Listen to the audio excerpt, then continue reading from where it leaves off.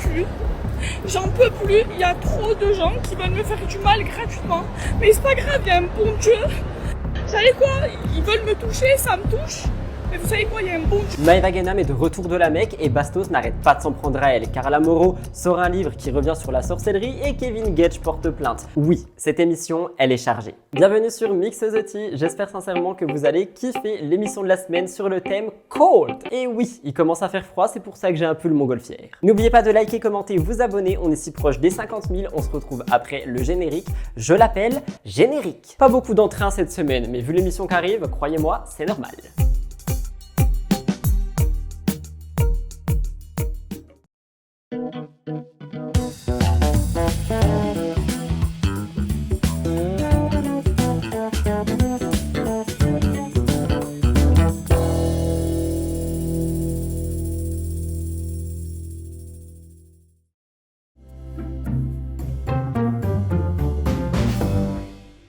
Bienvenue dans votre nouvelle émission de la semaine Mix the Tea sur le thème Cold. En effet, il commence à faire froid, j'ai mis un fard givré sur mes yeux et j'avais très envie de vraiment célébrer l'arrivée des fêtes. Pas mal de petites choses dans cette mise au point aujourd'hui et même dans l'émission au complet, on va pas se mentir. Je voulais vous parler de 2-3 trucs, mais encore une fois, s'il y a des personnes qui sont vraiment que intéressées par les actus, n'oubliez pas le petit sommaire qui est juste en dessous. Concernant la mise au point, je voulais revenir avec vous sur plusieurs choses. Premièrement, les vidéos React que j'ai un petit peu fait la semaine dernière et la semaine qui vient de s'écouler sur ma chaîne vous ont beaucoup plu. Je vous avoue que je suis pas trop à l'aise avec l'exercice. Je pense que c'est parce que vu que je prépare des enquêtes quand je fais ces interactions React, je pense que vu que j'ai déjà vu la vidéo, je perds un peu le naturel. Donc il faudrait qu'on parte sur des React de vidéos que je n'ai jamais vues. Donc si jamais vous voyez dans les semaines à venir, les mois, etc., une vidéo YouTube sur laquelle vous voulez mon avis, envoyez-la moi rapidement avant que je la regarde. Comme ça, on peut réagir ensemble directement via cette nouvelle playlist. Mais merci quand même pour tous les retours que vous avez fait sous les 2 vidéos React. J'ai trouvé ça incroyable et je suis content que vous aimiez pour les personnes qui ont regardé. La deuxième chose, MTT va changer les gars. On innove toujours plus. J'ai acheté une licence pour un nouveau logiciel de montage. Donc là, je suis en train d'apprendre avec. Normalement, cette émission va être montée avec, mais je pense pas que vous verrez des effets de dingue parce que je suis toujours en train de le prendre en main. Mais en faisant des montages dessus, ça me permet d'apprendre toujours plus vite. Donc je pense monter MTT avec, mais j'ai hâte de voir ce que ça va donner.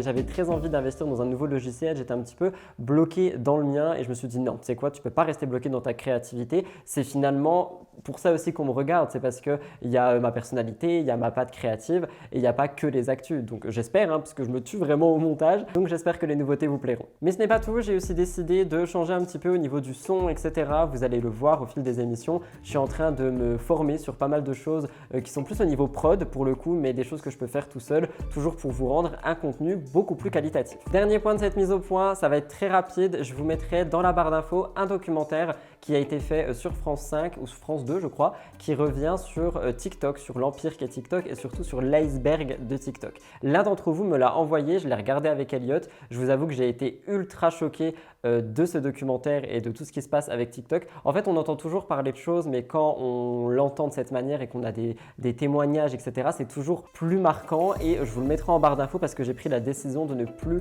poster un seul contenu sur TikTok. Je vais aussi supprimer mon compte. J'attends juste que je puisse retirer l'argent qui est dessus. Il me semble que c'est un décalage d'un mois, donc pour l'instant, j'ai pas l'appli sur mon tel. J'irai voir le mois d'après, je retirerai l'argent que j'ai fait dessus et ensuite j'enlève cette application et je vous conseille vivement de regarder ce documentaire. Je ne vais pas forcément entrer dans les détails ici parce que ce sont des sujets qui sont très durs et j'ai pas envie de plomber l'ambiance dès le début de l'émission. Je sais, cette mise au point a été un peu longue, mais je pense que c'était nécessaire pour revenir sur les petites choses qui vous ont un peu questionné au cours de la semaine. Donc voilà, toutes les réponses ont été données. On rentre dans la vraie émission avec les stories de la semaine. Let's go!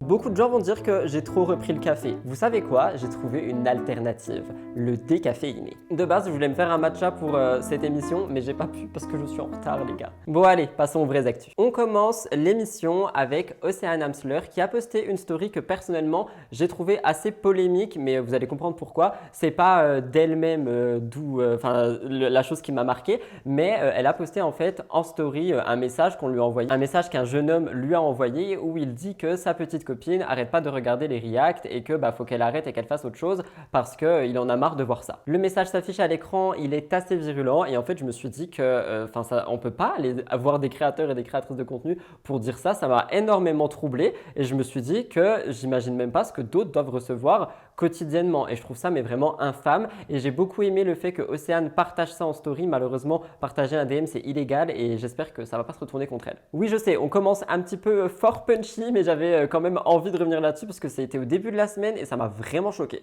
Autre chose qui va vous faire réagir, Magali Berda donne un petit peu des nouvelles. Je ne sais pas si vous le savez, en ce moment il y a des procès qui sont en cours pour les cyberharceleurs qui ont été arrêtés dans le contexte de Magali Berda qui est cyberharcelée. Elle a pris la parole sur TPMP par rapport à ça, je vais y revenir juste après, hein. On parle évidemment de Polska. Mais ici, Magali elle-même a donné quelques nouvelles en story. Je sais qu'il y a des gens que ça intéresse, je sais qu'il y a des gens aussi que ça intéresse d'un autre côté et un peu plus malveillant. Quoi qu'il en soit, je vous le dis quand même parce que ça fait partie de l'actu. Voici les nouvelles de Magali Berda. Bon, moi aujourd'hui je vais beaucoup mieux. Eh, pouloulou. Quoi? J'ai passé une semaine très difficile. Qu'est-ce que tu regardes? Tu kiffes ça? Qu'est-ce que tu regardes ma fille? Donc du coup, aujourd'hui je vais mieux.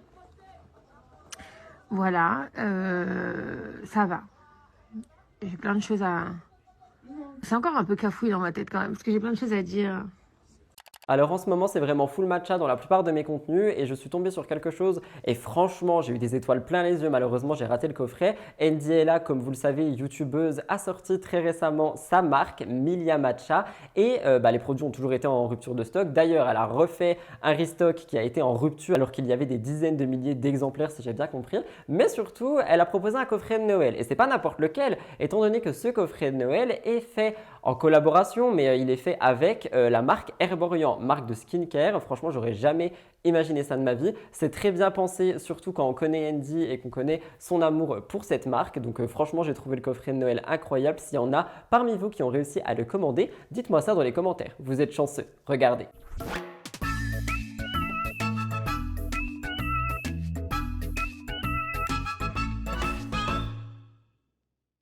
La musique a été modifiée, droit d'auteur, tu connais. Elliot m'a envoyé ça dans la semaine. Alors ici on est naturel, on va pas se mentir et je viens de voir que ma braguette était ouverte tout le long. Je suis désolée, je viens de la fermer. C'est ça le problème quand tu mets des habits de tournage, c'est que tu penses pas forcément à tout. Mais bref, je disais donc, Elliot m'a envoyé ça au cours de la semaine, ça m'a fait beaucoup rire avant que je remarque ce détail qui n'était pas camouflé. Et je vous avoue que ça m'a fait rire. La neige arrive comme je vous le dis, le verglas aussi, donc les premières chutes également. On rigole un petit peu, ça fait du bien, je vous laisse regarder.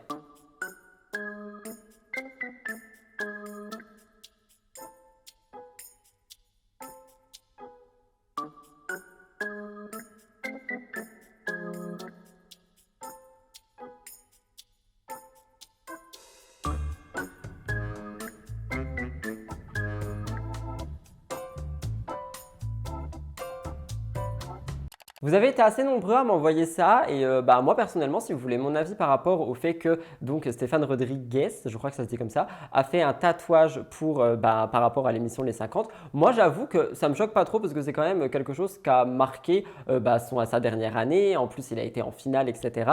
Et surtout, le tatouage qu'il a fait, il est beau, tu vois. C'est vous allez le voir, c'est le lion en mode géométrique. Je trouve ça assez stylé, donc ça me choque pas trop. J'ai vu pas mal de commentaires qui étaient choqués. Moi, je trouve que ça lui correspond. Et en plus il est déjà ultra tatoué. Je vous laisse regarder, vous me donnerez votre avis.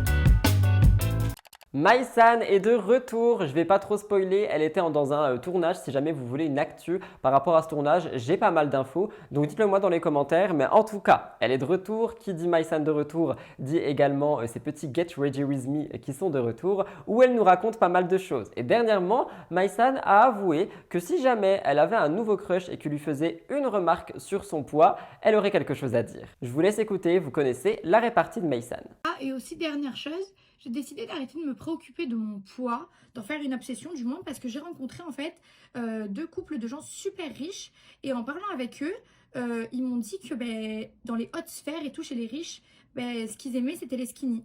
Du coup je me suis dit que la prochaine fois que quelqu'un me dirait que je suis trop maigre, bah, je lui dirais qu'en fait il est trop pauvre. Voilà. Je trouve que c'est plutôt bien comme résolution. On change un petit peu de registre, on est sur quelque chose d'un peu plus émotionnel, je trouve. C'est une story que Mélanie Dedigama a faite et qui, je trouve, est représentative de la période, une fois de plus, cette période hivernale, qui peut être dure pour certaines personnes, pour les personnes plus âgées, pour les personnes qui sont seules. Et Mélanie a fait passer ce message ultra franc, sincère, honnête, hein, ça se voit, elle a les larmes aux yeux. Et personnellement, ça m'a beaucoup touché, j'ai eu des frissons en écoutant ça. Donc, je voulais vous partager ce message qui, pour moi, est important. Je vous laisse écouter et nous passerons à la beauté naturelle. C'est ça. Bon, ma mamie, elle fait dodo, c'est pour ça que je parle pas fort. Je voulais vous dire vraiment quelque chose qui, pour moi, est très important. Profitez des gens que vous aimez. Je vous jure, c'est tellement important. Je pense que c'est la plus belle reconnaissance que vous pouvez offrir, par exemple, à vos grands-parents. Parce que le temps il passe et se rattrape pas. Prenez soin d'eux. En plus, c'est bientôt Noël. Ne les laissez pas seuls, s'il vous plaît. Je vous dis ça alors que je serai pas là pour Noël. Vu que je serai avec ma fille. Parce que je voudrais que ma fille, elle soit aussi avec son papa.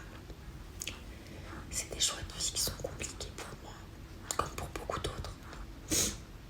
Mais profitez des gens que vous aimez, qui ont toujours été là pour vous. Beauté naturelle cette semaine, j'en ai une qui est en réserve et qui est extrêmement choquante. J'ai pas envie de la mettre cette semaine parce que je vous avoue qu'on est déjà sur des actus qui sont assez lourdes. Donc s'il y a des personnes qui sont sensibles, j'ai pas envie de les surcharger d'émotions. Par contre, la semaine prochaine, tenez-vous prêts, la beauté naturelle, elle est assez frappante, on va pas se mentir. Vous verrez, mais j'ai vu ça hier et je suis passé par un ascenseur émotionnel et je me suis dit waouh. Et je pense qu'encore une fois, vu la période, je pourrais faire une grosse actu sur ça la semaine prochaine sur une beauté naturelle. Donc soyez là la semaine prochaine. En attendant, je vous laisse avec quelque chose de plus mignon. L'une d'entre vous m'a envoyé ceci et j'avais envie de le mettre cette semaine à l'honneur. Regardez.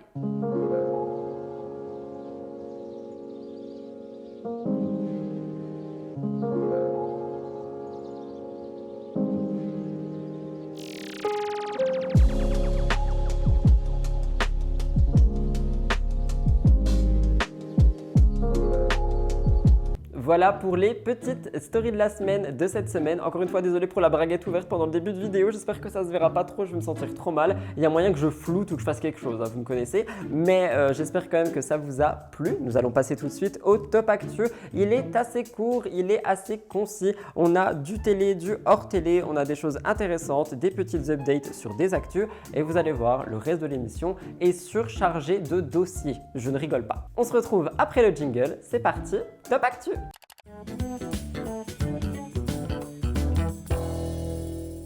Comme nous le faisons souvent sur MTT, un petit tour des réseaux sociaux s'impose. Il y a des trends qui sont toujours plus exploités, que ce soit par les personnes sur TikTok, sur Instagram, etc. Et en me faisant un petit tour sur les réseaux, mais aussi sur le média Mademoiselle, j'ai vu une trend qui m'a un petit peu tapé à l'œil parce qu'on l'a déjà vu beaucoup de fois, mais cette fois-ci, elle est vraiment devenue virale. C'est une trend par rapport au froid, par rapport au fait qu'on n'a pas forcément envie de porter des gros gants et des choses dans le genre. Il y en a beaucoup parmi vous, j'en suis sûr, qui n'aimaient pas mettre des bonnets vraiment énormes, des gros gants, des grosses écharpes. Eh bien, sur TikTok, nous avons une trend, une astuce finalement, qui va vous permettre d'avoir une sorte de cagoule bonnet écharpe avec seulement une grande écharpe. Et oui, je vous laisse regarder.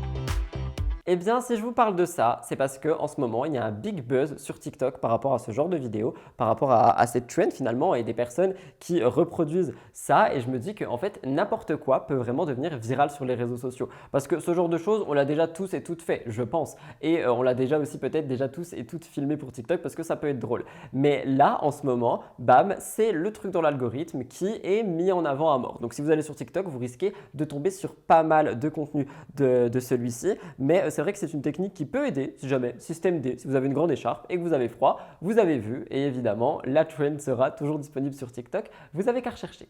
Petit point sur l'animateur Koé parce que les choses ne cessent de bouger. Il y a une première plainte qui a été déposée contre lui et le 23 novembre, il avait d'ailleurs riposté en portant plainte à son tour pour, je cite, tentative d'extorsion de fonds en bande organisée, dénonciation calomnieuse, faux et usage contre personnes non dénommées. Dans la semaine qui a suivi, celle du 27 novembre, il a été entendu par la brigade de répression de la délinquance aux personnes comme plaignant dans le cadre de cette plainte.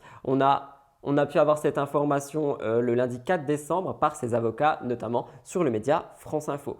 Il est maintenant donc visé par 3 plaintes différentes pour viol et agression sexuelle, dont une sur mineur de plus de 15 ans. Pourtant, Sébastien Coé continue de nier tous les faits qui sont reprochés. Ses avocats auraient, je cite, des éléments matériels qui montrent que des faux ont été fabriqués. C'est ce qu'a affirmé les médias, notamment France Info, fin novembre, le 29 pour être précis. Et après ces accusations, on rappelle que son émission sur Énergie 12 a été temporairement annulée. Pour le moment, elle est interrompue. Et la chaîne Énergie serait en train de mener une enquête interne également. Vous l'aurez donc compris, il est accusé par 3 femmes de viol pour des contextes différents, mais il conteste les accusations. C'est quelque chose qui fait énormément parler, on en a déjà discuté un petit peu, et au fil du temps, il y a toujours des plaintes qui se rajoutent. Alors je sais que la présomption d'innocence est de mise aussi ici, mais j'ai l'impression quand même qu'il y a de plus en plus de personnes qui peut-être osent parler. C'est un phénomène qui est assez courant dès lors où il y a une personne qui va prendre la parole par rapport à une agression, d'autres peuvent parler. Attention, il y a aussi parfois des faux témoignages. Pour le coup, j'attends que les enquêtes avancent, mais d'après ce qu'on peut lire un petit peu dans les médias et d'après ce que je vous apporte ici, je pense que ça sent mauvais pour Sébastien Coé. Vous l'avez tous et toutes vu si vous suivez cette candidate, ancienne candidate, mais depuis quelques temps maintenant, Rim a une énorme transformation via les réseaux sociaux. On voit sur ses photos qu'elle est en train de changer de look, de changer de style, de changer un petit peu de personnalité également. Elle recherche toujours plus de détails et surtout, on le sait, elle est devenue très spirituelle. Aujourd'hui, elle veut poster sur les réseaux des contenus très esthétiques, notamment également avec ses filles. Pourtant, une publication récente, celle de dimanche dernier, le 3 décembre, a fait un petit peu réagir sur les réseaux sociaux. En fait, sur une photo, on voit Rim et elle se revendique comme une Bellucci mood et c'est quelque chose qui a été beaucoup critiqué par les réseaux sociaux et par les internautes. Elle fait donc référence à Monica Bellucci. C'est une icône de la mode, on le sait, et Rim a été prise pour cible par des commentaires très méchants. Il y a des internautes qui l'ont critiqué, qui ont critiqué cette comparaison et ont dit que personne ne pouvait égaler cette actrice, surtout pas Rim. Pour réagir, je vais pas vous mentir, je pense pas non plus que Rim se compare à ce point à Monica Bellucci, elle dit juste qu'il y avait un air sur ce contenu et je trouve les internautes très violents. Encore une fois, ça veut dire qu'on ne peut vraiment plus rien dire et que dès lors où on va vouloir, je sais pas, faire une petite remarque, qu'elle soit positive par rapport à un mood ou à quelque chose, on aura toujours des commentaires qui disent non mais de toute façon tu lui arrives pas à la cheville, non mais de toute façon machin, et je trouve ça assez dur de la part des internautes. Encore une fois, Rim n'a rien fait de mal et je ne suis pas le seul à le penser parce que beaucoup de personnes ont pris sa défense et ils ont dit qu'elle ne doit pas se laisser affecter par cette négativité qui est omniprésente sur les réseaux sociaux. Elle a d'ailleurs parlé de ça dans des stories. Elle a dit qu'elle était déçue par rapport au soutien en fait qu'elle aurait pu recevoir, qu'il n'y a plus aucun soutien sur les réseaux sociaux. Elle a dit qu'elle avait confiance en elle et que heureusement dans sa sphère privée les gens l'aident et sont là pour elle tout simplement, et elle a dit qu'elle continuera de s'habiller comme elle le veut, de porter ce qu'elle veut et de se comparer à qui elle veut. Rim a fait un gros point en disant que les commentaires haineux ne vont pas du tout changer qui elle est, changer son contenu et changer ce qu'elle veut montrer sur les réseaux sociaux. Je trouve ça bien, ça veut dire qu'elle est assez forte en tant que personne influente, mais je pense aussi que du côté des trolls d'internet et des haters, j'ai l'impression que vraiment, plus on avance, moins les personnes qui sont exposées peuvent dire des choses. C'est-à-dire que pareil, j'ai parlé la semaine dernière, et je vais revenir là-dessus ici publiquement, j'ai parlé la semaine dernière du fait que Ilan avait adopté un petit chiot et qui demandait des conseils. J'ai voulu le mettre en avant parce que la cause animale me tient à cœur et parce qu'il demande des conseils et que je trouve ça bien. Et il y a une personne qui s'est désabonnée de ma chaîne et qui m'a dit être tombée de très haut parce que j'étais un faux bienveillant, entre gros guillemets, hein, pour faire large, parce que je ne pouvais pas parler d'Ilan étant donné qu'il est accusé de certaines choses et qu'il n'a pas été condamné pour ces choses. Je le rappelle, il a été condamné pour des amendes, il a été condamné, enfin il n'a pas gagné son procès aussi en diffamation contre Alix Desmoineaux, mais il n'a pas été condamné pour toutes les accusations qu'il a faites. Donc là, je ne suis même pas revenu sur cette partie-ci dans mon actu, il me semble, et j'ai juste voulu mettre en avant le fait qu'il demandait des conseils pour le chiot. Donc au final, c'était même pas vraiment pour Ilan, c'était pour s'assurer que le chiot aille bien. Et je comprends l'abonné qui est tombé de haut, mais j'ai trouvé ça tellement dur de me dire que je suis pas vraiment bienveillant et que je me perds dans mes valeurs ou je sais pas quoi, alors que justement non, là j'ai juste primé la cause animale parce qu'il y a un chiot qui débarque et que Ilan ne sait pas du tout le gérer et qu'il demande des conseils. Donc si à travers mes médias je peux aider à faire remonter certains conseils, enfin, je vois pas où est le mal, et c'est pour ça que je trouve que les internautes sont de plus en plus durs et qu'on peut plus rien dire, on peut plus prendre position, on peut plus, tout simplement. Un petit peu plus court, j'ai trouvé ça très fun et j'ai vraiment hâte que ça sorte. Mélanie Dedigama est passée chez Darko pour un tournage et ils ont, d'après ce que j'ai compris, fait le tournage du tu vomis ou tu dis la vérité. Bref, il y a une grande table, des petits plats. Mélanie devra répondre à des questions assez touchy. Ce cheveu commence à me saouler. Je suis désolé, il n'arrête pas de tomber dans mes yeux depuis tout à l'heure, c'est bon là. Elle devra répondre à des questions assez touchy ou alors manger la nourriture. J'ai hâte de voir cette vidéo et connaissant Darko, je suis sûr qu'il y a peut-être des questions par rapport à Bastos. Je rappelle qu'ils avaient tous les deux fait Secret Story 10 ensemble, qu'ils s'étaient très bien entendus et que d'ailleurs, quand Mélanie avait eu pas mal de problèmes pendant le tournage, Darko était présent pour elle. Elle dit c'était très sympa, un bonheur de t'avoir revu. J'ai hâte de voir cette vidéo. Et vous ? Nous parlions de rime il y a un instant, évidemment on fait aussi un point sur Vincent Queijo. Il était en live dernièrement, il a dit avoir un crush sur quelqu'un, enfin du moins il trouve une candidate très belle. Mais avant ça je tiens aussi à préciser, parce qu'on a fait un petit point sur rime, Vincent Queijo aussi a une très grande évolution sur Instagram je trouve, enfin du moins dans sa vie actuelle. C'est vrai qu'il s'est beaucoup remis au sport, qu'il propose des contenus très esthétiques, j'aime beaucoup ce qu'il propose en fait et ce qu'il dégage. Et il fait aussi beaucoup de live TikTok, donc ça c'est un autre sujet. Et sur les live TikTok, il est généralement accompagné d'autres candidats. Ici, Ilan, ce lundi 4 décembre. Et ils ont fait un petit peu, pas un listing, mais ils ont parlé un petit peu des filles de télé-réalité et un petit peu ce qu'ils en pensaient. Vincent Queijo, en parlant de Isabeau, a dit qu'il l'a trouvée très belle et Ilan apparemment dit qu'elle lui manque. Je ne sais pas vraiment si c'est vrai. Je vous laisse regarder. Vous ferez votre avis. Isabeau. Ouais, joli, très joli, j'aime bien. Ah, ça fait mal au cœur ce que tu me dis là. Quoi? Je suis pas tiré. Est-ce qu'on est? Ouais, quand même. C'est la femme de ma vie, ça. C'est toutes tes ex, mon frère. Oh, next. Vous me dites que des filles connues, c'est parce que c'est... Junior, merci beaucoup. Junior, mon ref, merci beaucoup. Rachel, Jules. Qui tapote, Ah qui ouais, tapote. Isabeau, ah ouais, C'est une très belle fille. Bah oui, cheveux courts, tout ça, c'est une très jolie fille. Après, c'est pas... J'irai jamais lui parler ou quoi, attention. Pas du tout. Elle me manque, je crois. Oh. Avant de terminer quand même, je sais qu'il y a beaucoup de gens qui disent que c'est trop tôt si Vincent se remet avec quelqu'un ou si Rim se remet avec quelqu'un. Je pense qu'on n'est personne pour dire ça et le plus important, c'est déjà que la famille ne soit pas empiétée par une future relation qui peut arriver, mais surtout qu'ils se sentent bien. Je pense que c'est le plus important. Dernière actualité du Top Actu, vous voulez qu'on en parle? J'en parle. Polska recadre Magali Berda, on en parlait la semaine dernière et en story de la semaine. La papesse de l'influence a eu une montée, je vais m'étouffer. Je voulais tenir cette phrase, mais je suis en train de m'étouffer. Ew. I'm gonna die. I think it's better. Par contre, ces petits cheveux là, mais pourquoi on m'embête comme ça aujourd'hui? J'ai rien fait, moi, laissez-moi tranquille. Voilà, normalement on m'embêtera plus, j'ai arraché tout ce qui dérangeait. Je disais donc, on en parlait la semaine dernière et dans les stories de la semaine, Magali Berda est dans une tourmente au niveau cyberharcèlement, etc. On le sait, hein, elle a été victime d'acharnement. Et face à tout ça, il y a donc un procès qui est en cours, on en a parlé la semaine dernière, et elle est venue sur TPMP s'expliquer un petit peu, il s'est passé quelque chose. Et moi, c'est de ça dont je veux parler. Elle s'est retrouvée face à une chroniqueuse, Polska, nouvelle chroniqueuse, on en a déjà parlé de Polska, et honnêtement, j'adore Polska en tant que chroniqueuse. Alors Magali était là pour s'expliquer par rapport au procès, par rapport au rendu de justice, etc. Et elle est revenue un petit peu sur son histoire. Polska décide de la confronter et de lui dire qu'elle comprend que la haine c'est inadmissible, que les menaces également, que les insultes aussi, mais que s'il y a des gens à rembourser, il faut les rembourser. Polska a été très cash, elle a dit les termes, c'est ce qui a été dit par les internautes, elle a dit qu'il fallait rembourser les gens, que sa petite sœur s'était fait arnaquer et Magali Berda bégayait un petit peu d'après ce qui a été montré sur TPMP et surtout elle n'avait pas vraiment de réponse et la seule chose qu'elle avait à dire était qu'il n'y a pas eu de condamnation et ça c'est un fait par contre. contre. Shona Evans n'a pas été condamnée, du moins publiquement, parce que sinon j'ai rien vu, mais je perds tous mes cheveux, je suis un arbre défeuillu. Et c'est Halloween sur ma tête. Ah bah non, mais c'est normal, c'est l'hiver, je suis en train de perdre mes feuilles. Mais bref, oui, donc Magali Berda bégaye un petit peu. Elle explique qu'il y avait des systèmes qui étaient mis en place et que c'est pas à elle qu'il faut s'en prendre, mais peut-être au site en question, tout simplement. Cette réponse n'a pas plu à Polska, n'a pas plu aux internautes. Ce qui ressort de toute cette séquence, c'est que Magali n'a rien pour se défendre, c'est ce que Twitter a dit. Et surtout, quelque chose qui a été marquant, c'est que Cyril Hanouna a tout de suite coupé le débat.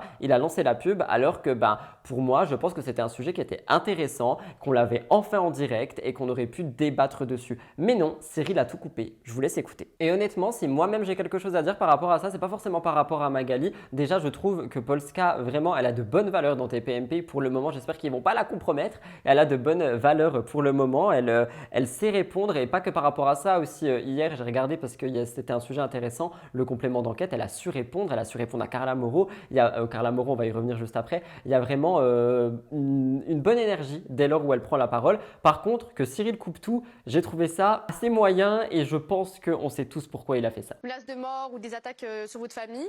Mais non, moi qui suis influenceuse, je suis contre les placements de produits frauduleux. Donc je peux comprendre la colère des gens. Mais ça n'a rien à voir en fait. Il y a eu des contrôles de la répression des fraudes sur la société.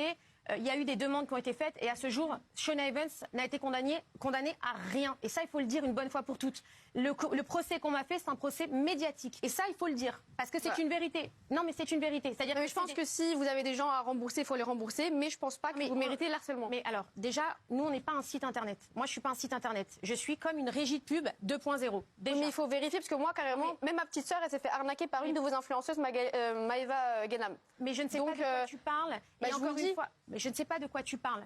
Et quand bien même, je vais t'expliquer quelque chose, quand bien même il y a un site qui a fait une dérive, le site il a été contrôlé, on avait un service juridique en place qui a été mis en place par Banijé, qui a fait le nécessaire, le site avait été vérifié. Si dedans, il y a un site qui ça peut arriver sur, mais ça arrive peut-être fois, excuse-moi, sur 5000 sites avec qui on a travaillé, s'il y en a quelques-uns qui ont pas fait les choses correctement, alors dans ces cas-là, il faut attaquer ces sites-là. Oui, mais tu peux pas tacler une personne c'est pas possible en fait. Et c'est pas la loi.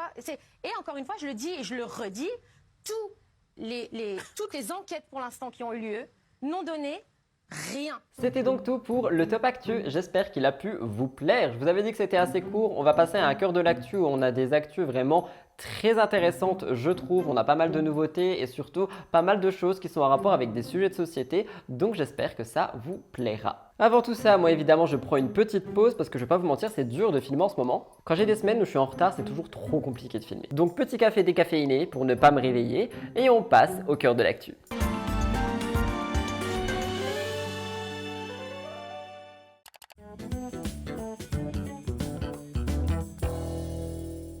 On en parle enfin officiellement, Fidji Ruiz est enceinte. J'étais au courant via certaines personnes et surtout via des petites stories qu'elle avait laissées, mais elle ne voulait pas que ça se sache publiquement pour le moment. Tout le monde a respecté cette décision, j'ai trouvé ça très beau. On fait un petit retour sur elle. Il y a un moment, Fidji a retrouvé l'amour dans les bras de Anas, un rappeur, et tous les deux habitent à Dubaï. Ils se sont mariés dans le plus grand des calmes en secret et ils ont eu raison, moment qui a été très peu partagé et justement, ils ont gardé tout ça pour eux. Souvenez-vous, Fidji Ruiz, dernièrement, elle s'affichait en robe de mariée sur Instagram. Sa publication, elle a été énormément commentée et suite à ça, on a donc eu des rumeurs de grossesse étant donné qu'elle postait par-ci par-là des petits emojis bébés, des petits emojis femmes enceintes, etc.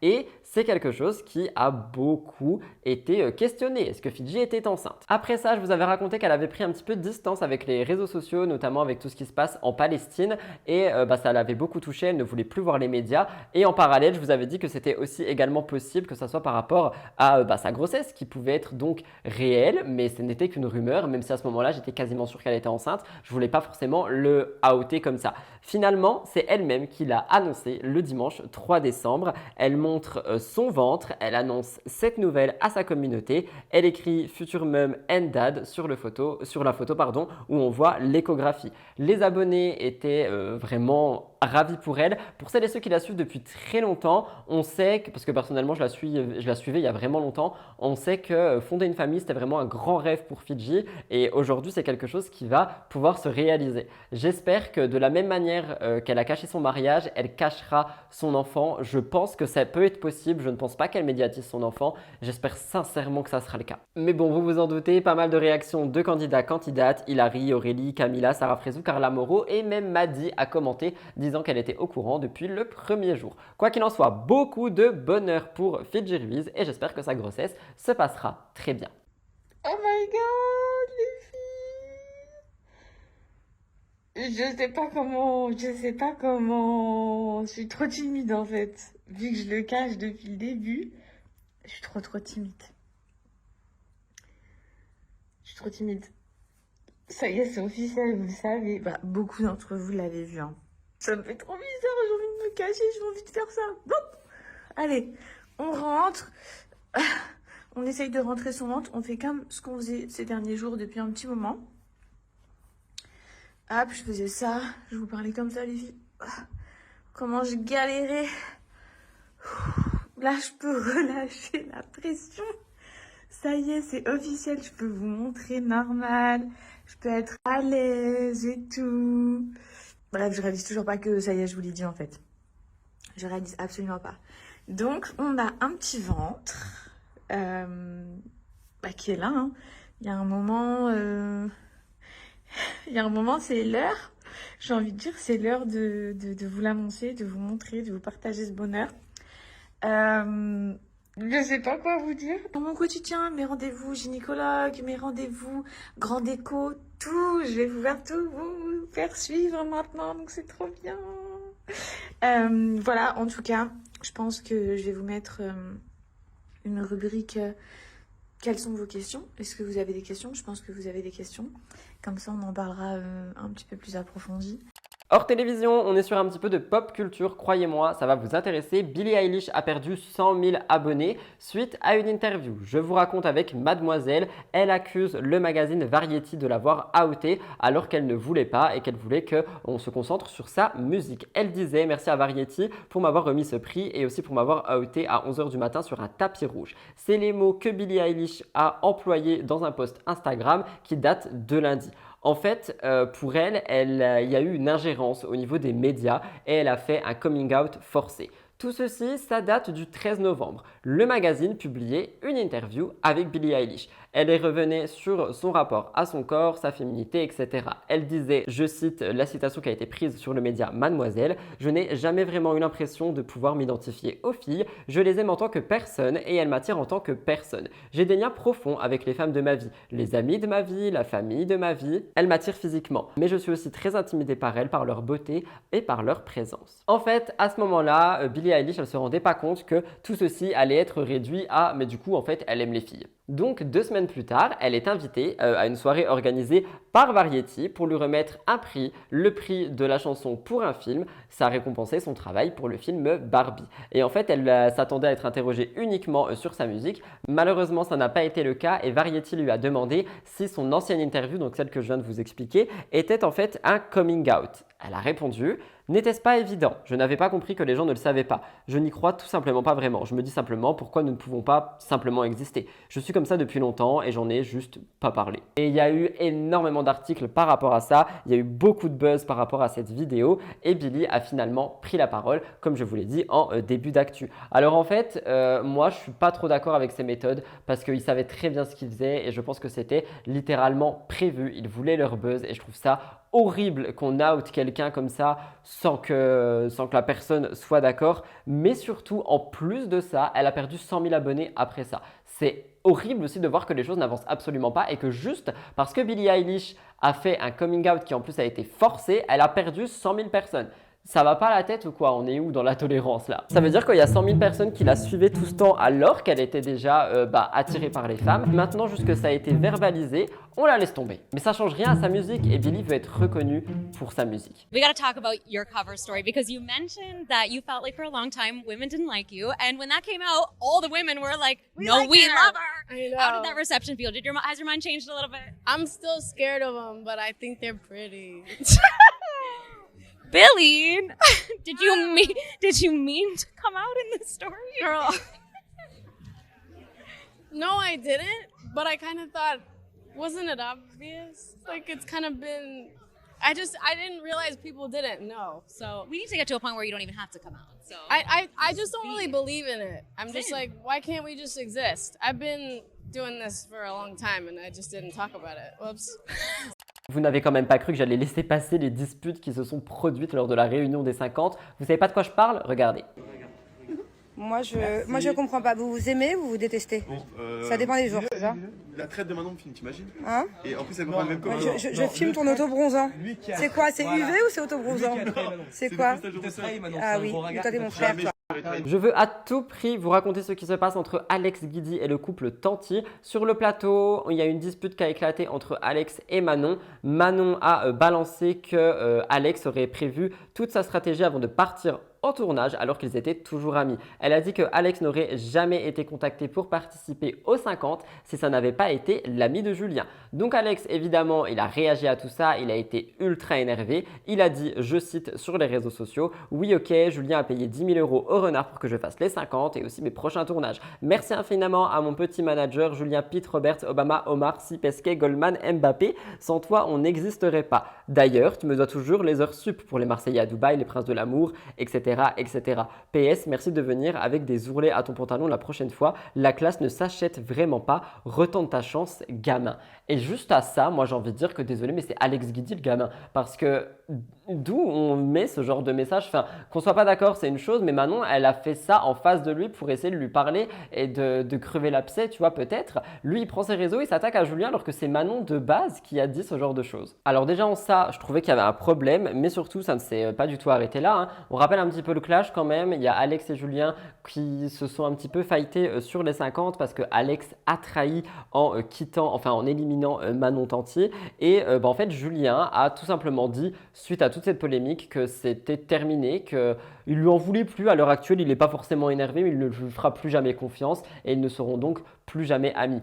Perso, si vous voulez mon avis par rapport à toute cette actu, cette polémique qui a eu lieu, hein, je pense que c'est dommage d'en arriver là juste pour un jeu. Après, d'après ce que Manon dit, Alex Guidi aurait prévu tout ça et toute cette manigance depuis le début avant même d'arriver sur le tournage. Si c'est le cas, je trouve que c'est horrible, mais j'ai pas de preuve de ça, donc je peux pas vous dire si c'est vrai à 100%, mais si c'est arrivé, effectivement c'est horrible. Julien dit par rapport à ma femme, tu ne pourras plus être mon ami, mais bien joué, tu as fait un beau jeu. Je sais que c'est un truc qui date un petit peu, on va pas se mentir, mais vous me direz quand même ce que vous en pensez parce que j'avais envie de revenir dessus, de vous donner mon avis et surtout les petites infos que j'avais aussi de mon côté. J'ai vu passer cette info. J'ai clapé. J'ai vu passer cette info sur Instagram et sur le média Gens d'Internet. Je vous cite un petit peu, le média sera en barre d'infos. L'influenceuse Léna Situation a ouvert sa marque, vous le savez, Hôtel Mafouf. Et 2 fois par an, ah bah non, parce qu'elle en a fait 4 en fait déjà. Oh mon dieu, elle a ouvert des pop-up tout simplement pour... en gros, je vais vous expliquer le concept. L'Hôtel Mafouf, c'est un grand bâtiment et chaque pop-up, c'est un petit peu un lieu, ok?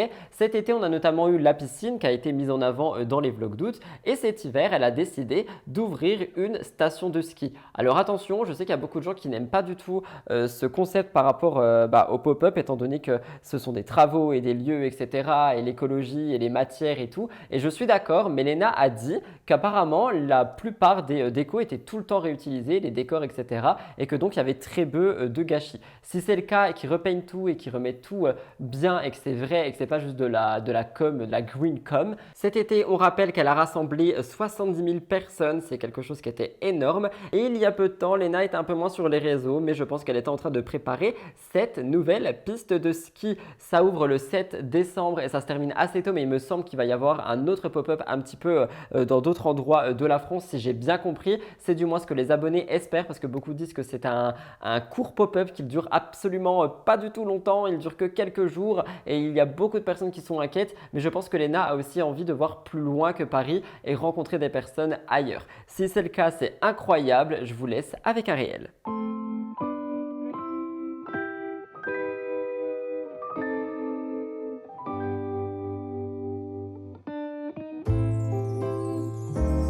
What a feeling, now it's time for Christmas. And Christmas is my favorite time of year. It's beginning to look like all my wishes are coming true. That's why I cheer. Mais qui dit pop-up dit aussi nouvelle collection, ça peut intéresser celles et ceux qui ne peuvent pas se déplacer. Je suis allé faire un tour sur le site, il y a déjà pas mal de choses sold out, il y avait un pull, il y a des bonnets, des écharpes, il y a pas mal de choses, il me semble aussi qu'il y a des gants et on a aussi des accessoires. Il y a un tableau, il y a des mugs, il y a des autocollants et quelque chose qui m'intéresse beaucoup est le puzzle 1000 pièces que j'ai bien envie d'acheter pour essayer de le faire. D'ailleurs, il s'appelle puzzle de l'impossible. Bon, elle a dit qu'il y aurait aussi un coin café avec une carte de boisson, vous connaissez un peu Léna et ses détails. Elle dit nous ouvrons un pop-up d'abord à Paris, retenez bien cette information et c'est pour ça que pour moi il va être délocalisé. Si c'est le cas, vous me direz si vous voulez que je vous parle de la partie 2 de ce pop-up et si c'est pas le cas, j'espère qu'il ne va pas juste durer 4 jours. Je sais que c'est beaucoup de travail, de production et tout et je me dis que tout ça pour seulement quelques jours, ça doit faire mal quand même. Donc c'est pour ça, je pense vraiment à une délocalisation. Vous me direz si vous êtes d'accord. C'est une des actus qui est le plus commentée en ce moment. Kim Glow fait l'objet d'accusations concernant sa fille. Elle l'utiliserait à des fins lucratives à travers un compte Instagram et une adresse email professionnelle alors que sa fille n'a même pas 2 mois. Le mardi 5 décembre, elle prend la parole sur TPMP pour donner sa version. On rappelle qu'elle a déjà eu un accouchement très douloureux et elle a eu aussi peur dès le début de son retour à la maison parce que la petite ne digérait pas le lait de vache selon ce qu'elle a expliqué. Quoi qu'il en soit, une semaine après sa naissance, Thalia a eu un compte Instagram avec déjà plus de 8000 abonnés. C'est quelque chose qui a suscité des réactions parmi les internautes et il y en a beaucoup qui pensent que c'est très peu éthique de faire ça, d'autant plus que Kim Glow a déjà créé une adresse mail pro dans la biographie de la petite. Donc, Kim peut déjà recevoir des placements de produits par rapport à la petite et utiliser son image, tout en le faisant déjà pour elle en tant qu'influenceuse. C'est quelque chose qui personnellement, moi, m'a vraiment choqué, on en a déjà discuté, tout ça je vous l'ai raconté, mais finalement, elle prend la parole mardi sur TPMP. Elle a admis avoir créé le compte pour obtenir des contrats, mais uniquement sur son propre compte en banque pour la sécurité de la petite et son avenir, l'avenir de Thalia. Donc, elle lui aurait créé un compte où tout l'argent irait dessus. En fait, elle essaye de faire un petit peu comme les enfants mannequins et vous allez voir, moi je vous ai dit que pour moi c'était pas la même chose et je ne suis pas le seul. Il y a des chroniqueurs autour de la table comme Kelly qui ont dit qu'il n'y a aucun problème parce que le visage du bébé n'est pas encore identifiable mais en grandissant il le sera. Elle dit que ça peut devenir problématique à l'avenir et Kim a dit qu'elle était d'accord et qu'elle prendra des décisions en conséquence. On a une autre chroniqueuse, Géraldine, qui a donné son opinion et elle a dit que le bébé il n'a rien demandé et qu'il est utilisé comme accessoire marketing pour faire tourner la machine littéralement et que c'est une source de revenus.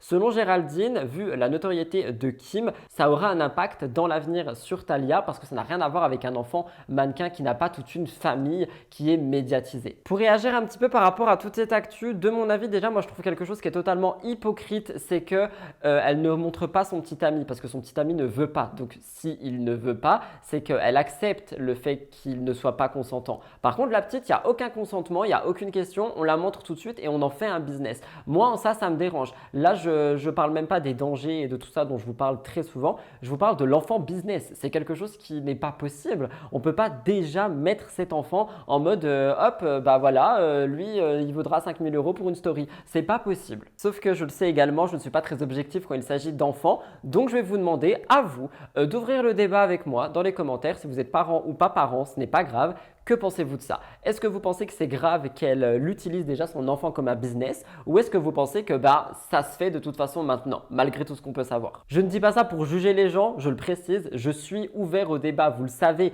j'ai soif d'apprendre, même moi, je ne sais pas tout, j'ai pas la science infuse, c'est pas parce que j'ai une chaîne YouTube et que je tiens des petites actus fait maison que je sais tout, au contraire, je me renseigne tous les jours et j'en apprends tous les jours, notamment grâce à vous, donc j'ai vraiment hâte d'avoir ce débat avec vous. Hors télé, et je place un trigger warning pour les violences conjugales. Camille Lelouch a donné une interview samedi dernier pour le média Journal Inattendu de RTL. Elle s'est confiée sur son alcoolisme passé et aussi les violences conjugales qu'elle a subies. Ce sont donc nos trigger warnings. C'est une actu qui peut être dure à écouter, mais comme elle, via cette interview, je pense qu'à un moment, il faut briser le silence. Donc avec RTL et une retranscription qui a été faite par Mademoiselle, il me semble, ou au féminin. Je crois que c'était au féminin. Je vous cite un un petit peu Camille Lelouch. Dans le journal de RTL, elle revient sur les violences conjugales qu'elle a subies dans le passé. C'est un sujet qu'elle avait déjà évoqué dans N'insiste pas, sorti en 2021. Elle se sentait trop fragile à l'époque pour en parler. Aujourd'hui, elle se confie, elle dit « Les gens ne comprennent pas que c'est un long processus, c'est très facile de dire à quelqu'un « quitte-le ».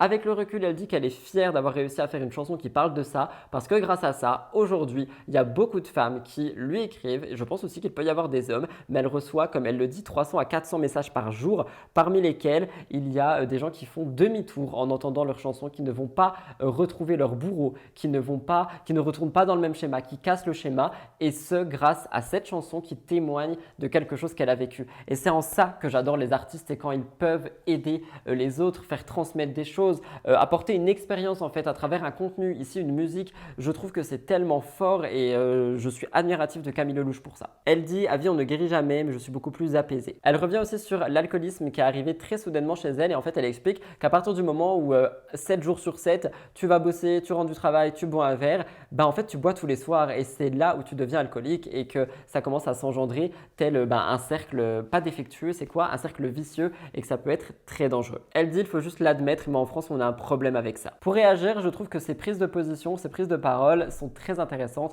peuvent peut-être écorcher un petit peu, ça peut être dur à entendre, à écouter, mais je pense que c'est important d'ouvrir le dialogue sur ces sujets et je pense que c'est aussi important de donner des informations telles que le 3919 si jamais vous en avez besoin. C'est un numéro gratuit gouvernemental, Arrêtons les violences, qui est là pour les violences conjugales. Je vous laisserai me dire ce que vous en pensez, je sais que vous adorez Camille Lelouch, j'en ai déjà parlé très brièvement dans quelques émissions et j'ai toujours eu beaucoup de retours positifs, donc voilà.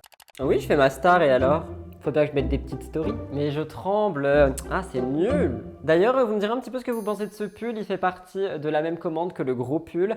Attendez de voir le reste. On parle ici de Jessica Thivenin, on en discute chaque dimanche. Jess et Thibaut sont parfois au bord de la rupture, parfois ils font juste polémique. Cette fois-ci, ils sont encore une fois sous le feu des projecteurs. Et cette fois-ci, c'est le couple qui fait parler. Jessica et Thibaut ont pour habitude de ne pas se laisser affecter par les internautes, les messages, etc. Mais dernièrement, ils passent par une période assez compliquée comme ils l'ont expliqué. Ils vont voir un psy pour le couple, mais Jessica va aussi voir un psy pour elle. J'avais réagi en disant que je trouvais ça bien qu'il y ait 2 thérapies et qu'elle se fasse aussi suivre toute seule. C'est une période difficile pour le couple et apparemment c'est à cause de ça que Thibaut part donc tout seul à l'île Maurice comme je vous l'ai expliqué la semaine dernière.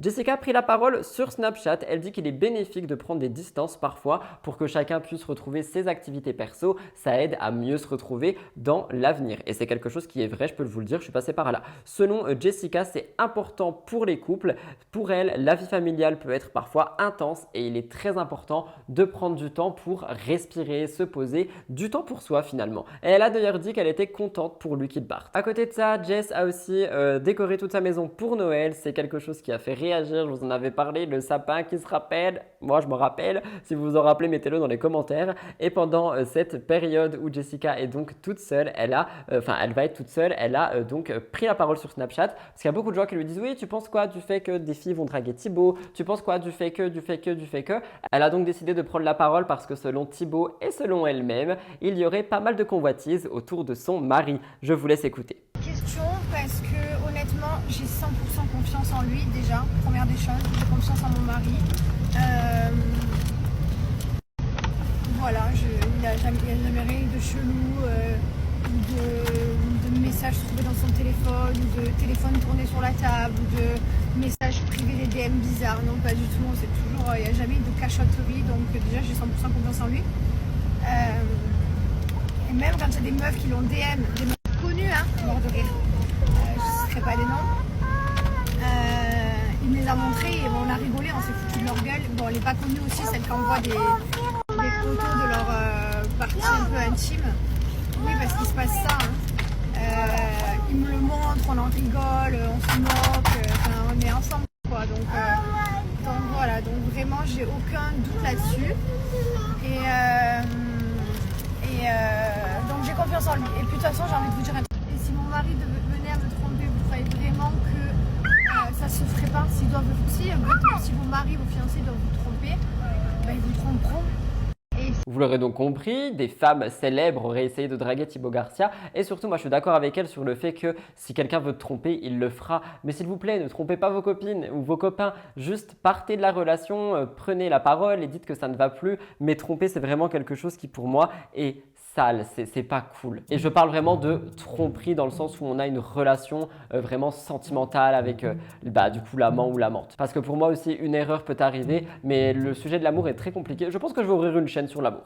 Mais en bref, je rejoins Jessica, si quelqu'un souhaite tromper quelqu'un, ça arrivera. Ce n'est pas tout parce que Jessica, on a eu également marre d'être accusée d'être très proche du divorce. Dans une question-réponse sur Snapchat, elle a répondu à ça. Elle a dit hier, on s'est fait plein de gâtés, désolé de ne pas avoir filmé. Et pour réagir, c'est quelque chose que je vous dis souvent, c'est pas parce qu'on voit pas le fait que ça va ou que ça va pas, que ça va ou ça va pas. Genre là, tout le monde pense qu'ils vont divorcer, alors que si on regarde juste leur story et qu'on écoute les paroles qu'ils prennent et les choses qu'ils disent, on comprend qu'il n'y a pas de divorce qui arrive. Pourtant, c'est vraiment la rumeur du moment. Mais non, et Jessica et Thibaut vont très bien. Juste, ils sont dans une période compliquée, ça arrive dans tous les couples et ils ne divorceront pas. Je l'espère vraiment. J'envoie plein de courage à cette famille. J'ai aussi vu que le petit avait beaucoup de problèmes de santé qui revenaient en ce moment, donc beaucoup de courage pour cette famille et j'espère qu'ils passeront cette petite période difficile.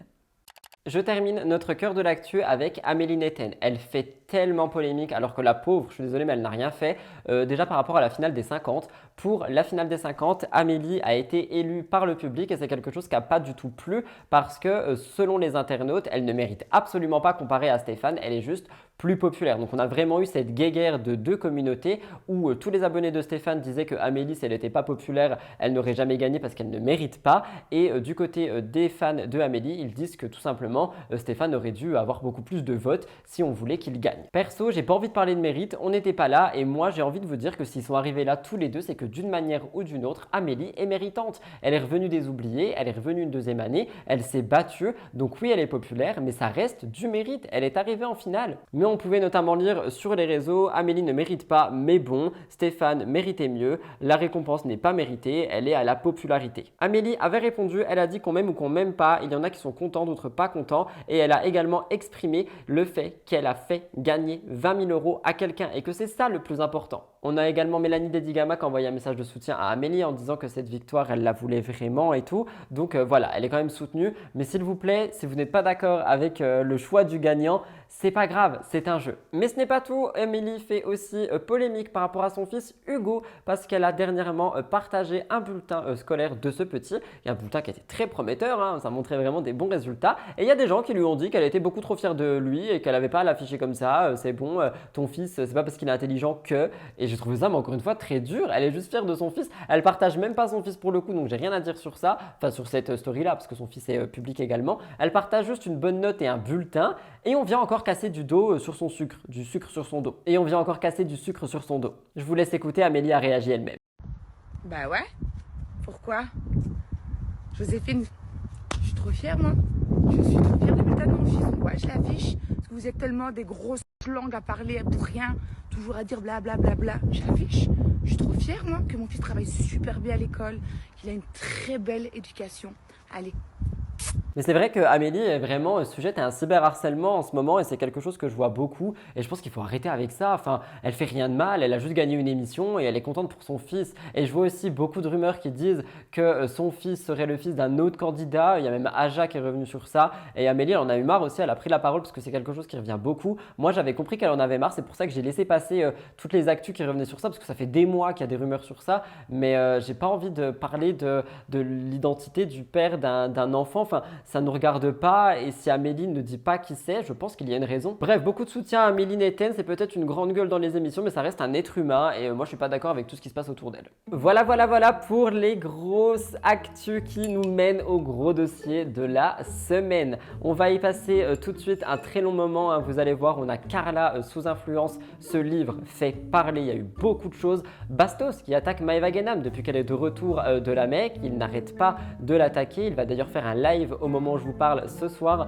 donc nous aurons une actualité en voix off et surtout nous avons également un dernier gros dossier qui s'est rajouté Last minute, quelque chose sur laquelle je suis tombé parce que vous me l'avez recommandé sur Instagram. J'ai pu discuter avec une des deux parties concernées. Je vous explique tout ça, je l'ai placé à la fin de l'émission parce que j'ai pas envie de créer, je sais pas, une polémique ou peu importe, mais j'avais quand même envie d'en discuter avec celles et ceux qui tiendraient jusqu'au bout. N'oubliez pas de liker et surtout de partager, vous abonner si c'est pas fait, vous êtes 50%. Moi je vous dis juste que mon objectif pro est à 1000 personnes d'arriver et franchement, si on y arrive, que ça soit avant le mois de janvier pour bien débuter l'année 2024 ou pour mon anniversaire le 18 janvier, je trouverais ça incroyable. Objectif 50 000, ne l'oubliez pas. J'en profite également pour vous dire que j'ai vu vos retours par rapport au clip. Il ne sera donc pas produit et nous partons sur une vidéo un peu plus chill, un peu plus parcours YouTube. J'ai trop hâte de vous retrouver aux 50 000 abonnés. Mais pour ça, j'ai besoin de vous. Un petit partage sur Instagram, ça ne coûte rien. Bon allez, je finis mon décagelé et on passe au gros dossier.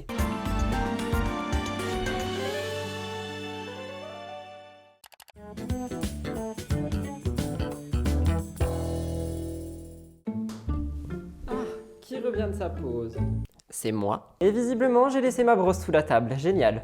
Nous commençons donc les gros dossiers avec Bastos et Maeva Genam, mais surtout Maeva Genam, vous allez voir, elle a été beaucoup critiquée, notamment par Bastos. On le sait, Maeva Genam ouvre un nouveau chapitre dans sa vie, elle est moins active sur Instagram, elle est toujours un peu plus présente sur Snapchat, mais elle explique que cette disparition, en fait, c'est une volonté de tourner une page dans sa vie. Elle a un désir, celui de se rapprocher de Dieu, et donc tout ce changement a surpris Internet. Le mardi 28 novembre, Maeva Genam a fait une apparition sur les réseaux. Elle était avec sa mère et elle se préparait pour un pèlerinage. Elle s'est présentée sans fossiles, sans extensions, sans faux ongles et surtout voilée. Elle projetait son voyage à la Mecque en hommage à son premier amour disparu. Tout ça, je vous l'ai expliqué la semaine dernière. Je vous ai également dit qu'elle avait décidé de rédiger un testament, que c'était quelque chose qui avait aussi pas mal choqué les internautes. Elle avait dit « L'émotion que je ressens, je vous la souhaite ».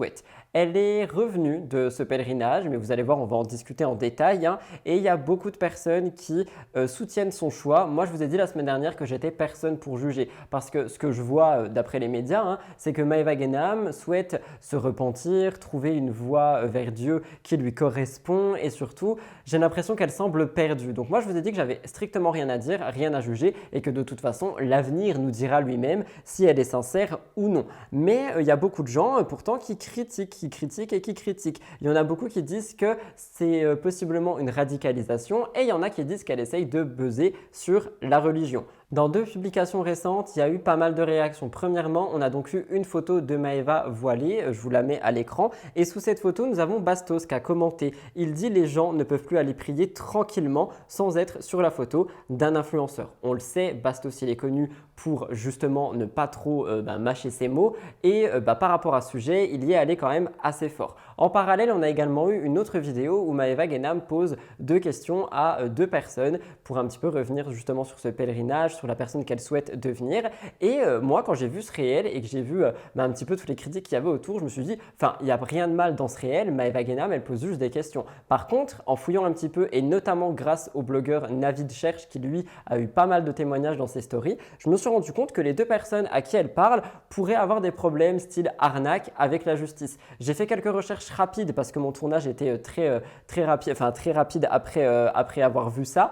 Et malheureusement, je n'ai rien trouvé. Donc si jamais vous avez des infos, des articles, dites-moi ça dans les commentaires. Mais la plupart des choses qui ressortaient d'après les stories du blogueur, c'est que Maeva semble triste, perdue et qu'elle pourrait se faire avoir. Mais la guerre entre Bastos et Maeva ne s'est pas arrêtée là, vous l'avez compris. Il reproche donc à Maeva de ne pas respecter les personnes qui viennent prier. Le lendemain, il disait qu'il avait découvert le diplôme ARPP d'influenceur responsable. Il l'a payé, il l'a passé. D'ailleurs, il me semble qu'il a partagé des choses en story. C'est totalement illégal et ils le disent au début du test. Donc, j'ai pas trop compris son move parce qu'ils disent justement qu'on n'a pas le droit de partager, que c'est un truc qui reste entre les influx qui ont payé cette formation. Et je trouve ça dommage qu'il en partage des choses. Et il partage notamment Maeva Genam parce qu'effectivement, elle fait partie des exemples, comme il le montre. Et il dit star des trucs interdits. Imagine un jour, elle passe son diplôme, trop facile d'avoir les bonnes réponses. Elle a juste à faire tout l'inverse. Donc encore une fois, ça rajoute un petit peu un tacle sur Maeva Genam. En soi, on l'a déjà vu, c'est le fonds de commerce de Bastos, mais j'ai trouvé ça très piquant envers elle. Surtout dans le contexte où elle est déjà vraiment au milieu de plein de polémiques, alors que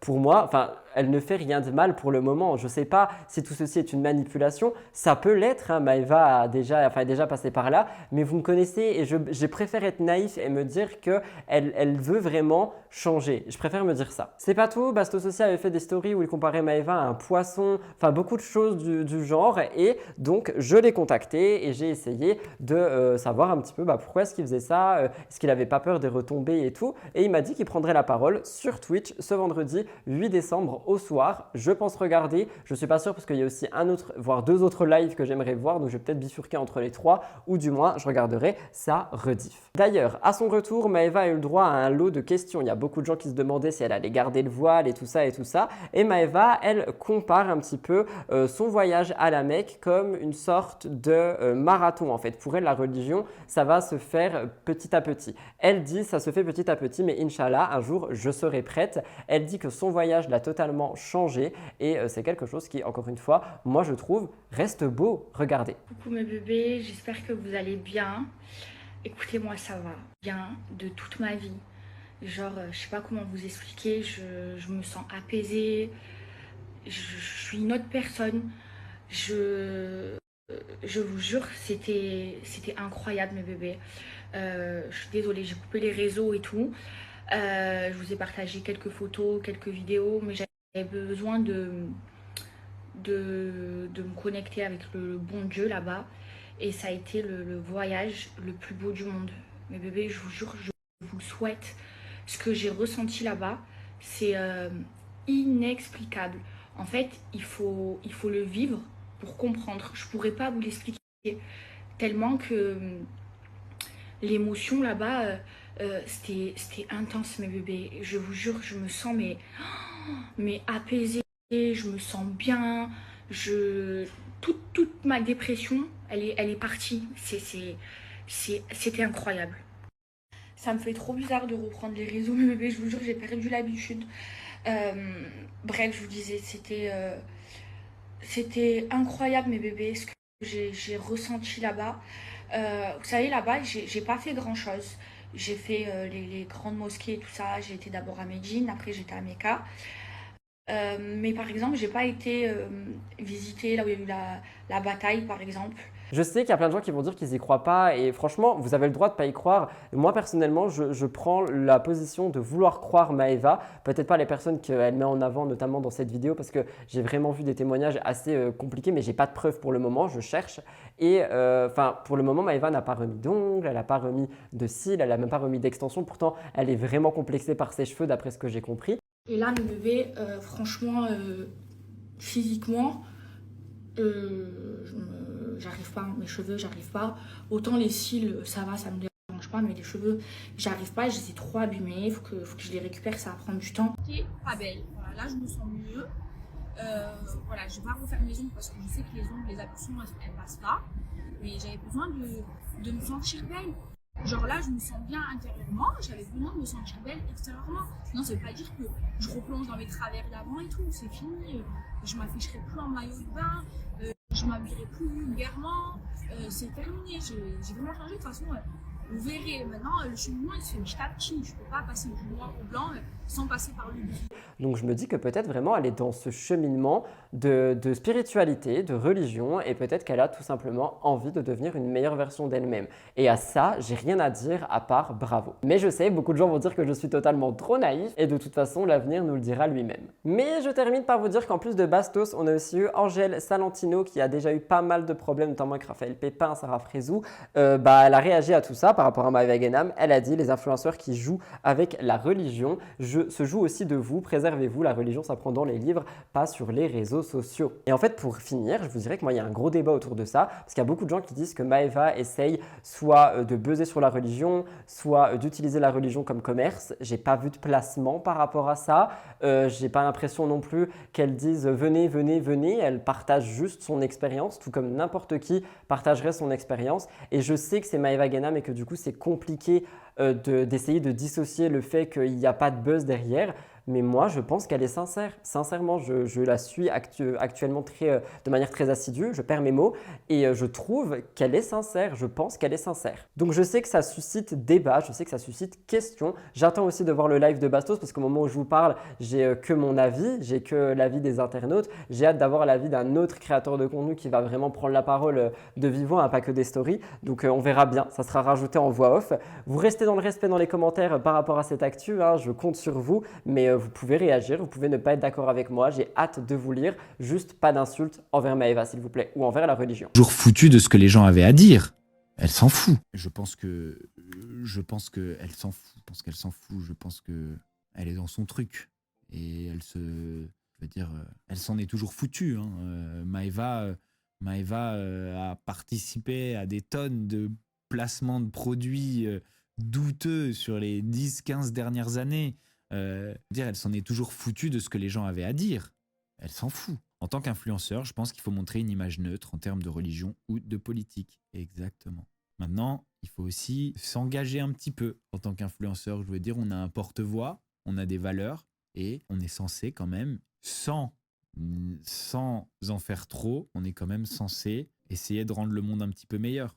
J'ai envie de mettre du gros sel dans les quatre coins de mon studio. Ça va, je rigole, ne me tapez pas. Dans son tout nouveau livre, Sous influence, Carla Moreau raconte tous les détails sur les raisons pour lesquelles elle a fait de la sorcellerie. On passe par Kevin Gage, on passe par Danae, on passe par plein de choses, je vous raconte. Carla Moreau a décidé d'être discrète ces derniers temps, mais j'ai surtout envie de vous dire qu'elle était en tournage, d'après les rumeurs, et elle est donc revenue avec la sortie de son livre. Elle a pris ses réseaux sociaux et elle a annoncé son livre Sous influence. Elle dit qu'à l'intérieur, il y a de très grandes révélations, notamment sur toute l'affaire sorcellerie, dans laquelle elle a été impliquée pendant de très longues années. Il y a des détails qui sont donc révélés au grand public. Après plusieurs mois passés vraiment loin des projecteurs, loin des polémiques, elle répondait à rien, mais elle a finalement pris la parole dans ce livre.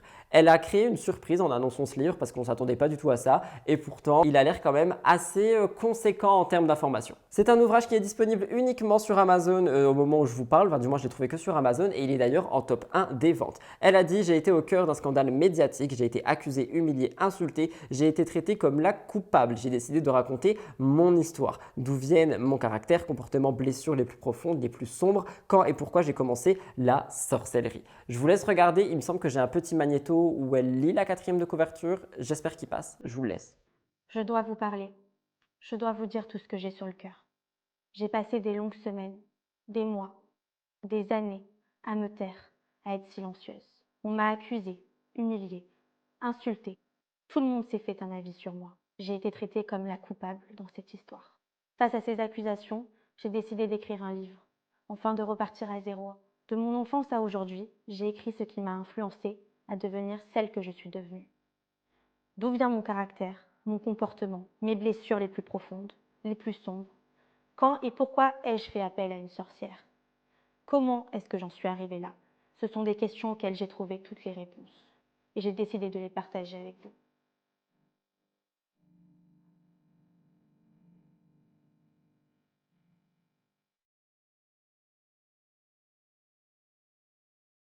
On le sait, Carla Moreau a aussi été beaucoup mise en avant pour son couple avec Kevin. Une histoire qui a été vraiment un petit peu compliquée hein, entre les ruptures, les trahisons, les tromperies, les conflits. Et l'affaire de sorcellerie a vraiment rajouté pas mal de conflits à tout ça.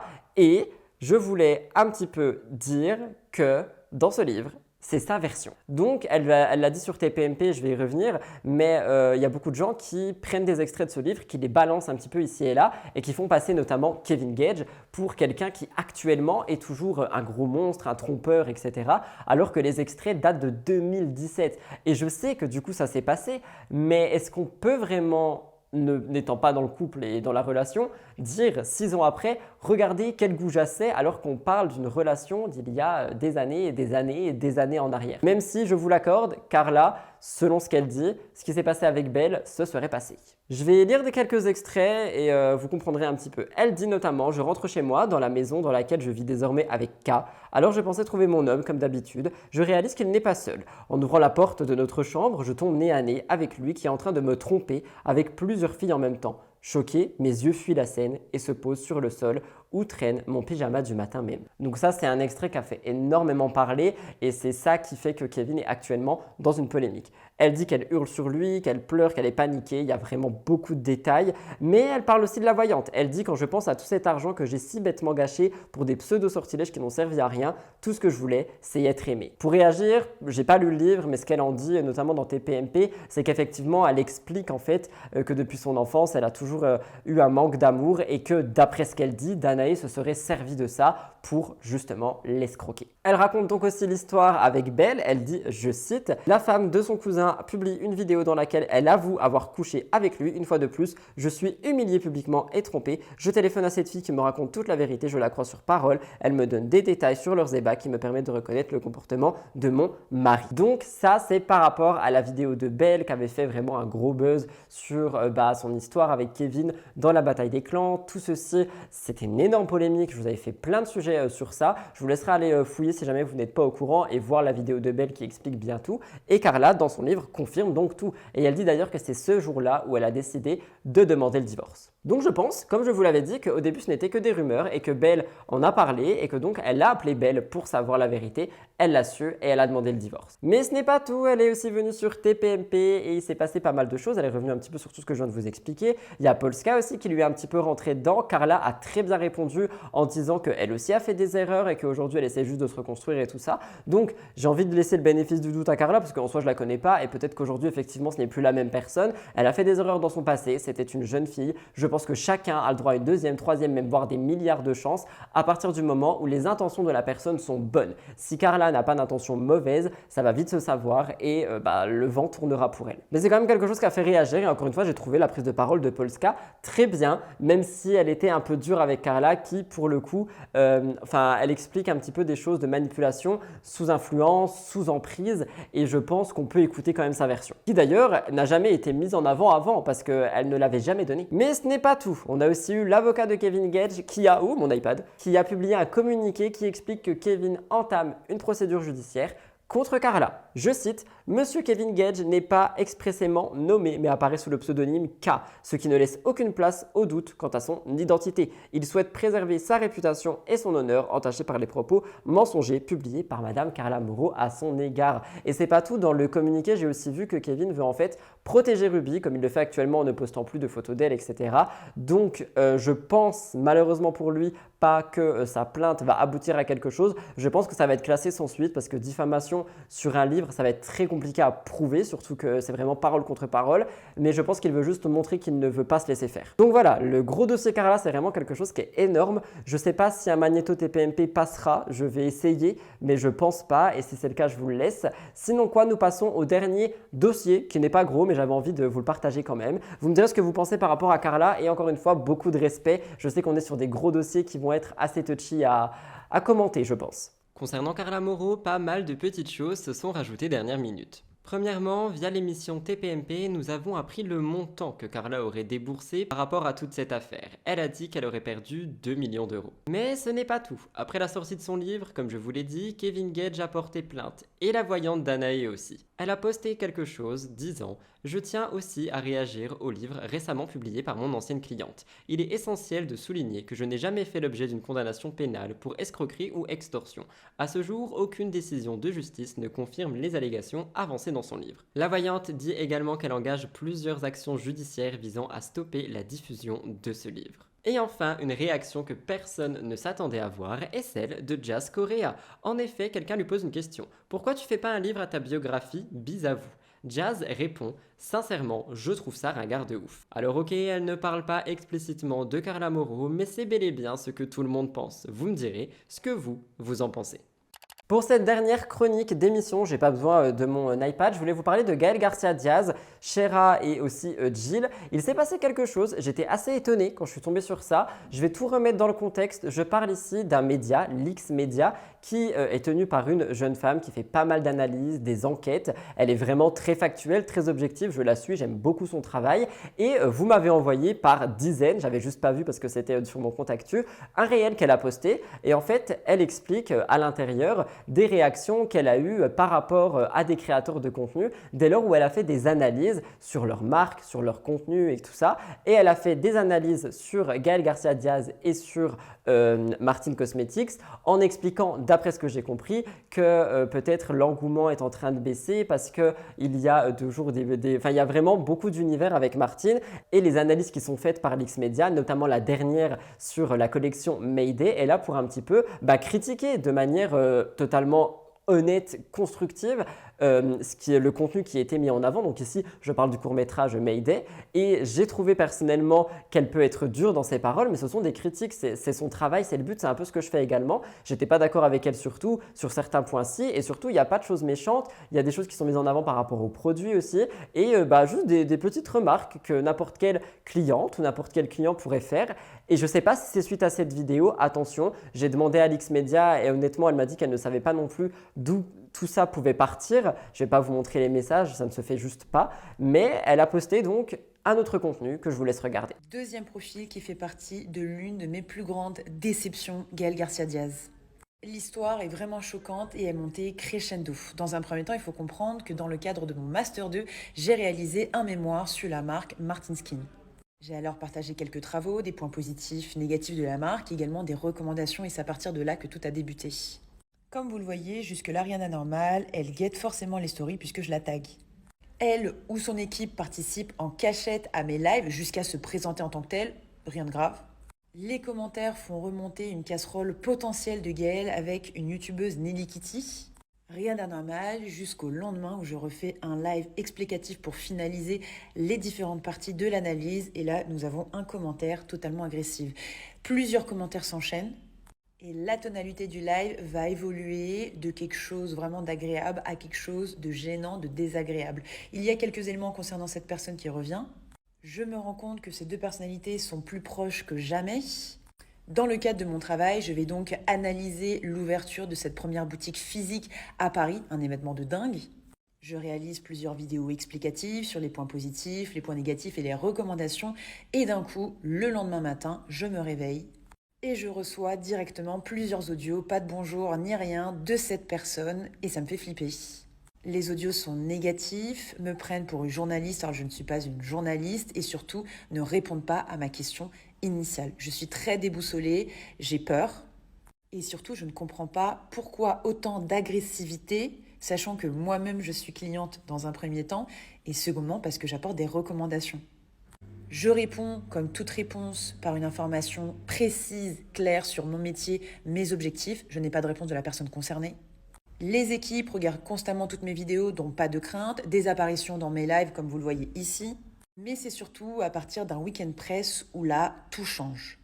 J'ai des personnes qui sont potentiellement proches puisqu'elles étaient invitées à l'événement presse, qui vont liker mes vidéos, qui vont les enregistrer et surtout qui vont essayer de les discréditer sans répondre à la question initiale. Mais ça, vous me direz encore, c'est le jeu, pas de crainte par rapport à ça, jusqu'à un fameux jour, je ne sais pas pourquoi, cette personne revient regarder mes stories. Je me sens épiée, je mets des stories test noirs pour voir, c'est la première à regarder, et carrément, je l'affiche en story comme vous pouvez le voir dans mes archives, puisque je ne comprends pas pourquoi elle regarde tous les jours, absolument tous les jours, ce que je fais depuis une date précise. On dépasse le cadre du commentaire, le cadre du like, le cadre du partage, le cadre virtuel. Et c'est là où je me suis dit qu'il faut vraiment faire attention lorsqu'on analyse une personnalité connue. J'ai déjà travaillé dans des situations complexes en France comme à l'étranger, mais là, point d'interrogation sur cette personne qui me stalk sans cesse tous les jours. Dites-moi ce que vous en pensez en commentaire, peut-être que vous avez une réflexion, je ne sais pas. Comme vous venez de le voir, et c'est pour ça que j'ai été étonné, on voit quand même, j'ai pas envie de parler d'acharnement, mais on voit quand même que les comptes de l'X-Media sont un petit peu stalkés par Martine Cosmetics, que ça peut faire peur, elle le dit elle-même que ça l'a troublée, et c'est un comportement que personnellement j'ai du mal à comprendre. Surtout que j'ai pas mal regardé de contenu de l'X-Media, j'ai jamais trouvé quelque chose de méchant, elle peut être dure dans ses paroles parce que les critiques sont pas forcément toujours positives, il n'y a pas que des trucs bien à dire sur les gens, hein. Tout le monde n'est pas tout blanc ou tout noir, et tout n'est pas toujours parfait, et chacun à ses goûts. Moi personnellement j'ai beaucoup adoré le court-métrage pour Mayday, visiblement l'X-Media non, et ça arrive, tout comme moi je vais pas aimer une couleur et quelqu'un d'autre va l'aimer. Enfin voilà, ce que je veux dire c'est qu'il y a des goûts pour tout le monde et que l'X-Media est une cliente avant tout. Mais j'ai vraiment trouvé ça dur, la manière dont la marque revient dans les lives, Jill qui commente, Shera aussi qui commente, je sais pas, j'ai l'impression qu'ils l'ont tous pris en grippe alors qu'elle ne fait que son travail. Alors après attention, je n'ai peut-être pas tous les tenants ni tous les aboutissants, mais c'est quelque chose sur laquelle vous vouliez qu'on revienne à l'intérieur de MTT. Vous me l'avez demandé dès ce matin, donc je suis tombé dessus via mes DM quand j'ai été regarder mon compte actu. Effectivement, j'ai écrit dessus, j'ai contacté l'X-Media qui m'a donné un petit peu plus d'infos pour construire cette chronique. J'ai également contacté Gaël, je ne pense pas avoir de réponse pour le moment. Si jamais j'en ai une à mon montage, je vous l'afficherai, mais j'avoue que ça m'a un petit peu étonné parce que personnellement, quand j'avais fait des contenus sur Gaël Garcia Diaz, j'avais été en contact avec elle et elle avait été très bienveillante, elle avait été gentille. La marque aussi a toujours été très bienveillante dès lors où j'ai parlé d'eux. Donc moi, j'ai jamais eu ce genre de retour d'expérience et même si je disais des trucs qui pouvaient être négatifs. Donc voilà, je pense qu'il y a peut-être des choses à remettre dans les contextes, des questions qui sont aussi sans réponse du côté de l'X-Media, du côté de Martin Cosmetics, Gaël, etc. Et je trouve ça dommage parce que si à chaque fois qu'on a une prise de parole, on se fait tomber dessus comme ça, je pense que ça va desservir à la liberté de la presse littéralement. Donc voilà, c'est pas pour appeler à la haine ou peu importe, mais si jamais des gens ont des informations, s'il y a des choses à remettre dans l'ordre, n'hésitez pas, je referai une chronique dessus. J'envoie mon courage à l'X-Media parce que j'ai vraiment l'impression que ça l'a beaucoup troublé et si jamais vous avez des informations, n'hésitez pas. Mais je pense pas que ça soit foncièrement méchant de la part de Martin Cosmetics ou peu importe. Peut-être que je sais pas, peut-être qu'il y a un contenu qui n'est pas passé ou quelque chose, je ne sais pas. Cette histoire ne s'arrête pas étant donné que j'ai donc eu une réponse de Gaël Garcia Diaz. Je lui ai envoyé un message lui demandant si elle voulait réagir à ce réel publiquement étant donné que j'allais en parler dans mon émission. Gaël m'a fait savoir qu'elle n'avait rien à dire sur ça de manière publique et que si jamais elle devait en parler, ce ne serait pas sur les réseaux sociaux mais bel et bien pour régler ça en privé. Je pense donc qu'encore une fois, il faut faire attention quand on n'a pas tous les tenants et les aboutissants. J'espère que cette histoire pourra se régler de manière cordiale. Mais c'est sur ça que je termine mes gros dossiers. J'espère qu'ils ont pu vous plaire. On était vraiment sur 3 choses très différentes, mais 3 choses qui étaient poignantes et je voulais vous en parler. L'émission ne s'arrête pas là, mais nous n'avons pas d'Astro Actu en... Cependant, 2 découvertes de la semaine sont à l'honneur. Donc c'est parti, jingle!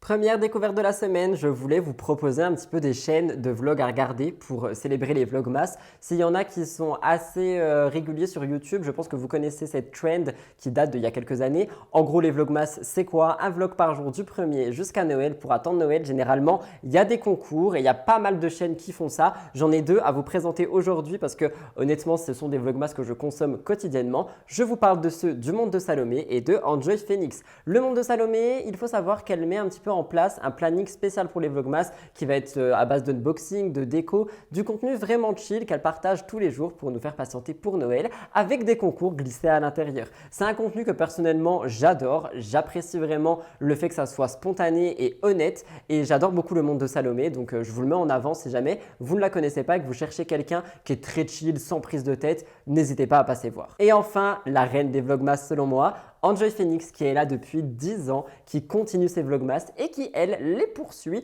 jusqu'au 31 décembre pour nous faire patienter tout le mois. Elle a aussi certains concours à l'intérieur de ses vlogmas. Il me semble qu'il y a un concours par semaine si j'ai bien suivi. J'en ai 2 ou 3 à rattraper. Et Marie a aussi modifié son intro pour chaque vlogmas afin qu'on revive des moments de ces 10 dernières années. C'est quelque chose que je trouve très beau à regarder. Je vous laisse l'intro du premier vlogmas et si jamais ça vous donne envie, n'hésitez pas à aller jeter un œil. Je suis trop contente de vous retrouver aujourd'hui pour le premier jour des Vlogmas. Donc aujourd'hui on est le 1er décembre à l'heure où je filme cette vidéo. On se retrouve pour le Vlogmas numéro 1 de l'année 2015. J'avais trop hâte de dire cette phrase. Et Julie, je lui ai enregistré son Touch ID avec cette pote là. Ça va Julie? C'est des retours de chat. Non mais regarde, vous êtes 2000 sur le site. On se retrouve pour la 7e année consécutive de Vlogmas et on le fait au Canada. On dirait Julie quand elle était bébé. 3. Oh.